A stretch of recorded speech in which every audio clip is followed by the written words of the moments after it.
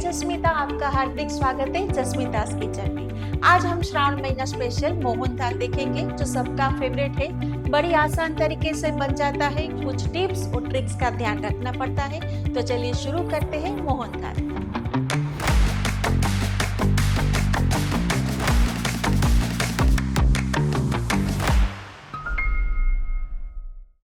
मोहन थाल बनाने के लिए सबसे पहले एक पैन में हम 3 बड़ी चम्मच मिल्क डालेंगे और 3 बड़ी चम्मच घी डालेंगे और उसे गरम कर लेंगे। अब एक बाउल में हम बेसन का कोर्सली आटा डालेंगे, यानी कि जो दरदरा आता है बेसन वही हम यूज करेंगे मोहन थाल के लिए। अब बीच में हम जगह करके उसके अंदर गरम दूध और घी का मिक्सचर ऐड करेंगे और उसे अच्छी तरह से हम मिक्स कर लेंगे।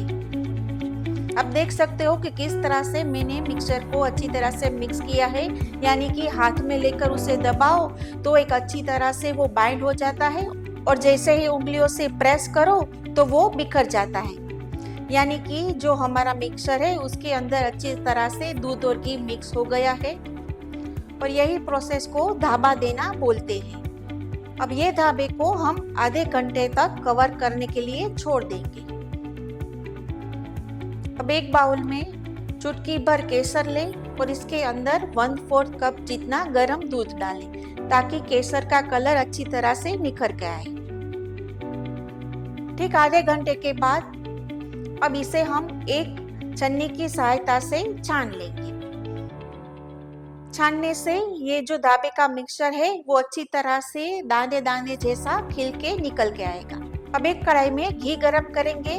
मैंने यहाँ टोटल 250 ग्राम जितना घी लिया है और धाबे में जो हमने बेसन यूज किया था वो भी पूरा 250 ग्राम ही है, यानी कि जितना बेसन उतना घी लेना है। जैसे ही घी गरम हो उसके अंदर हमारा बेसन हम ऐड करेंगे और उसे धीमी आंच पर उसे रोस्ट करेंगे। ध्यान रखना है कि जो बेसन है वो धीमी आंच पर ही रोस्ट करना है और उसे हिलाते हुए पकाएंगे। जैसे ही बेसन पकता जाएगा वो लूज होता जाएगा और वो फूलता जाएगा। आप देख सकते हो कि जैसे बेसन पकता है वो लूज हो गया है और अच्छी तरह से वो कलर भी चेंज करने लगा है। 10 मिनट के बाद जो बचा हुआ घी है वो इसके अंदर डालेंगे और ये मिक्सर को हम धीमी आंच पर सेकेंगे। जैसे जैसे पकता जाएगा वो फूलता जाएगा और हल्की हल्की खुशबू आने लगेगी। अब देख सकते हो कि मिक्सचर पहले से काफी पतला हो गया है और ब्राउन कलर भी आने लगा है। लगभग 20 से 25 मिनट तक धीमी आंच पर सेकने के बाद इसका कलर चेंज हो गया है, यानी कि गोल्डन ब्राउन जितना हो गया है और जो उसका टेक्सचर है वो भी दाने जैसा बन गया है। अब इसके अंदर केसर वाला दूध डालेंगे। पहले आधा डालेंगे और उसे अच्छी तरह से हम मिक्स करके हिलाते रहेंगे। जैसे ही दूध डालते हो वो हमारा मिक्सचर है वो फूलने लगता है और उसके अंदर अच्छी तरह से दूध पकता जाएगा और उसकी भीनी भीनी खुशबू आती जाएगी। थोड़ी देर के बाद आप देख सकते हो कि जो बेसन है वो हमारा नीचे बैठ गया है, यानी कि जो फूला हुआ मिश्रण था वो अब नीचे बैठ गया है। अब फिर से जो बचा हुआ दूध है केसर वाला वो ऐड करेंगे और उसे अच्छी तरह से कंटिन्यूअसली हिलाते रहेंगे ताकि अच्छी तरह से दूध पक जाए और उसके अंदर मावे की खुशबू आ जाए। अब देख सकते हो कि मिक्सचर हमारा बैठ चुका है, दूध भी अच्छी तरह से पक चुका है और इसके अंदर अच्छी सी मिल्की मावा जैसी खुशबू आने लगी है। अब गैस की स्विच ऑफ करके इसके अंदर आधी छोटी चम्मच इलायची पाउडर डालेंगे और कुछ काजू के टुकड़े डालेंगे ताकि जो काजू के टुकड़े हैं वो भी ये गरम मिक्सचर में पक जाएंगे और ये सारे मिक्सचर को हम एक बर्तन में निकाल लेंगे। मैंने यहाँ जो दाबे वाला बर्तन है वही यूज किया है। ध्यान रखना है कि जो हमारा मिश्रण है वो कढ़ाई में नहीं रखना, क्योंकि कढ़ाई गर्म है और कुकिंग प्रोसेस भी चालू रहेगी ताकि जो मिक्सचर है वो जलने के चांसेस रहते हैं। इसलिए मैंने यहाँ पूरे बेसन को एक अलग बर्तन में निकाल लिया है और उसे साइड में ठंडा होने के लिए छोड़ देंगे। अब मोहन थाल के लिए चाशनी बनाएंगे। मैंने यहाँ 230 ग्राम यानी कि 230 ग्राम शुगर ली है और उसके अंदर शुगर से आधा पानी लिया है और उसे धीमी आंच पर पकाएंगे। अगर चाशनी को ज्यादा पकाएंगे तो हमारा मोहनथाल हार्ड हो जाएगा और कम पकाएंगे तो मोहनथाल सेट नहीं होगा। इसलिए यहाँ पे 1 स्ट्रिंग जितनी ही चाशनी बनानी है।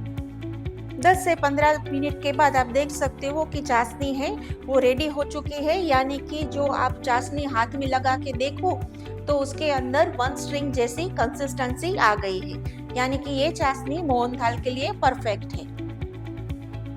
अब गैस की स्विच बंद करके ये चाशनी को हम 2 से 3 मिनट तक हिलाते रहेंगे। ये करना जरूरी है क्योंकि चाशनी बहुत गर्म होती है। 2 से 3 मिनट तक हिलाने से उसकी जो एक्स्ट्रा स्ट्रीमिंग है, हीट है, वो निकल जाएगी। और जो हमारा रोस्ट किया हुआ मोहनथाल का मिक्सचर है वो भी अब ठंडा हो चुका है और वार्म हो गया है। उंगलियों से चेक करें तो ये बिल्कुल आसान तरीके से आप इसके अंदर रख सकते हो। मिक्सचर भी वार्म है। अब यही स्टेज पर ये चाशनी हम इसके अंदर डाल देंगे और उसे अच्छी तरह से हम मिक्स कर लेंगे।